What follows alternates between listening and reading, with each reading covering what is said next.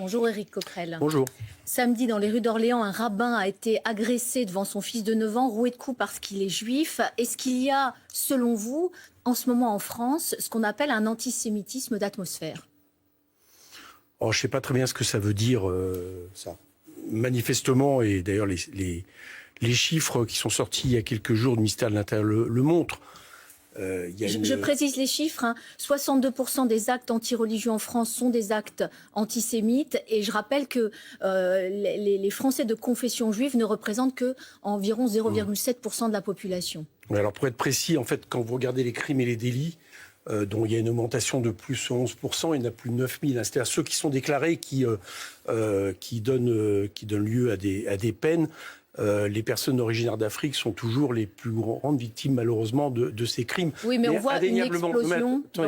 Indéniablement, il y a une montée d'actes antisémites, également d'actes islamophobes, plus 30% dans les mêmes statistiques.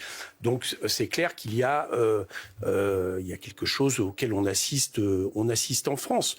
Bon, voilà, donc il faut le dénoncer, il faut être toujours vigilant. Il faut se rappeler aussi, ça c'est la Commission nationale consultative pour les droits de l'homme, je dis ça parce que j'ai entendu certaines choses sur les origines de ces actes antisémites, qu'aujourd'hui les préjugés anti-juifs classiques restent bien plus vivaces à l'extrême droite et à la droite, de manière incontestable, du côté de la droite. Donc il faut à la fois continuer à lutter contre l'antisémitisme, j'allais dire hérité de cette vision racialiste qui a été, et puis aussi de tous les préjugés qui ont lien à la religion et qui veulent importer une guerre géopolitique ailleurs, en guerre de religion en France. Coquerel, vous voyez bien que le curseur est en train de se déplacer. Quand je parle d'antisémitisme d'atmosphère, est-ce que par exemple l'affiche de Cyril Hanouna, éditée par les Insoumis, qui reprend quand même tous les codes de la propagande nazie, justement, c'est pas la traduction de cet antisémitisme d'atmosphère? Alors, c'est-à-dire... Non, c'est la traduction, c'est la traduction d'autre chose, c'est la traduction d'une manipulation de l'extrême droite et du réseau Bolloré. Elle vous a pas choqué, vous, cette affiche? Vous pouvez me laisser répondre? Qui a fini par infuser, malheureusement, et qui a même, à certains moments, tellement infusé que certains de nos amis politiques l'ont reprise. Nous n'avons pas repris les codes culturels d'une affiche nazie, voilà, de la Deuxième Guerre mondiale pour appeler à une manifestation antiraciste. C'est faux. Faux et refaux. C'est quelque chose... Moi, quand c'est arrivé, cette histoire, j'ai trouvé ça énorme.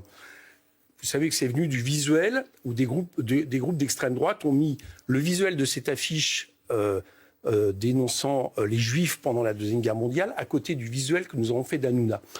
Et moi, j'ai regardé ça. Bon, on l'a enlevé parce qu'on n'avait pas envie de rester à côté d'un visuel en plus comme ça qui était rediffusé.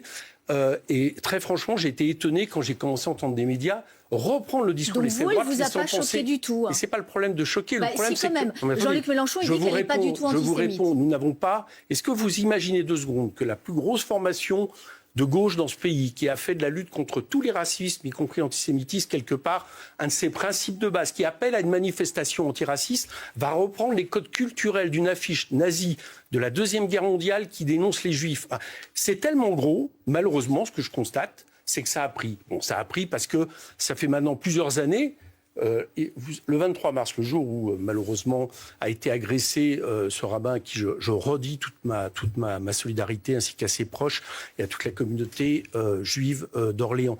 Le jour où c'est arrivé, vous savez que c'était le 23 mars. Le 23 mars, ça faisait 7 ans que Mireille Knoll a subi un meurtre antisémite. Bien.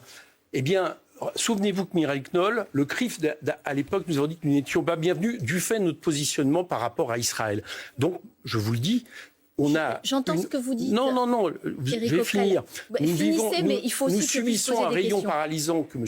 Corbyn a vécu, que la gauche radicale, en réalité, vit très souvent, notamment de son positionnement vis-à-vis de gouvernements israéliens qui mènent des politiques colonialistes et aujourd'hui génocidaires.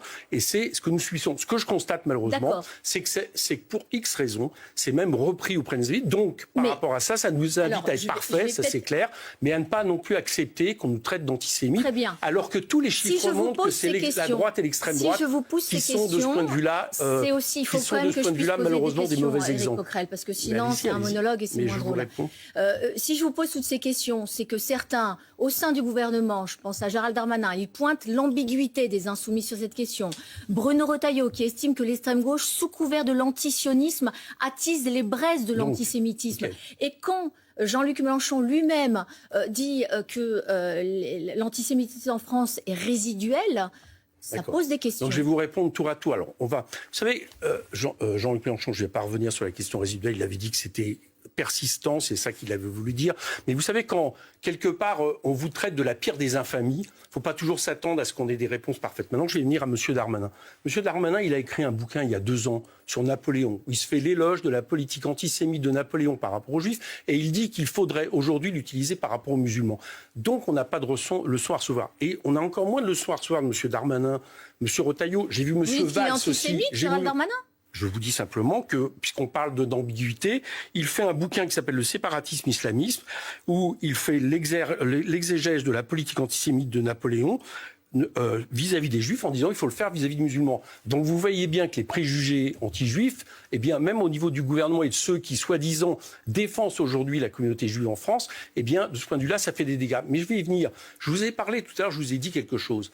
Il y a une manière d'importer ici un conflit géopolitique colonialiste qui est celui d'Israël en guerre de religion. Ça a été voulu. C'est la raison pour laquelle nous n'avons pas voulu céder à cette lecture du conflit qui est celle de M. Netanyahou. Et donc, elle a 2 façons de l'importer.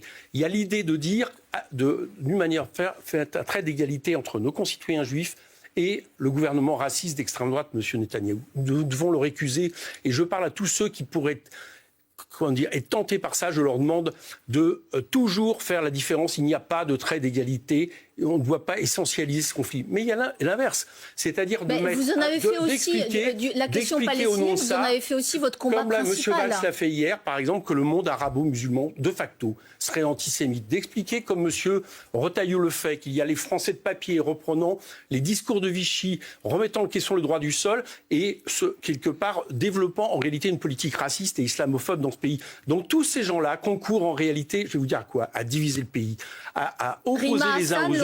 Et nous nous opposons à cette comment dire, vision des choses, parce que c'est une vision extrêmement dangereuse. On doit être unis contre tous les racismes, contre l'antisémitisme et contre l'islamophobie, qui aujourd'hui se développe sur fond de guerre de religion. Mais voyez bien ce qui se dit aujourd'hui. Je vois bien ce que vous dites, oui. Non, pas moi. Je reprends aussi des éléments de membres de gouvernement qui disent que ce que dit le gouvernement. Vous avez une forme que cette radicalité, finalement, permet même au Rassemblement national de se recentrer sur cette question. Jordan Bardella, il est reçu demain en Israël à une conférence. Je termine juste ma question pour les téléspectateurs. Une conférence de lutte contre l'antisémitisme. J'ai vu d'ailleurs que en Israël, ça agite quand même beaucoup cette histoire, puisque M. Bardella, vous le savez, il y a 1 an et demi, expliquait qu'il pensait que M. Le Pen, l'homme du détail, n'était pas antisémite, et qu'on se retrouve quand même à ce Rassemblement national, qu'on ripolline comme ça en défenseur de... Marine Le Pen a exclu son père du parti en 2015 sur cette question-là. Il y a encore que je sache, Frédéric Bogaletti, les députés du Rassemblement national,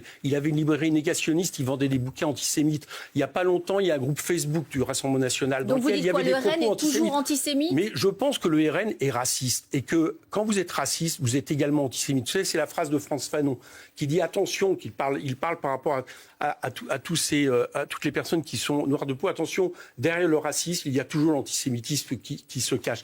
Donc oui, je pense que quand vous êtes raciste, à un moment donné ou un autre, vous êtes antisémite, même si j'observe que le Rassemblement national, pour l'instant, en réalité, d'abord comme antisémitisme, c'est surtout le soutien à un gouvernement d'extrême droite, ce qui n'est pas étonnant, puisque c'est aussi un gouvernement d'extrême droite, celui de M. Netanyahou.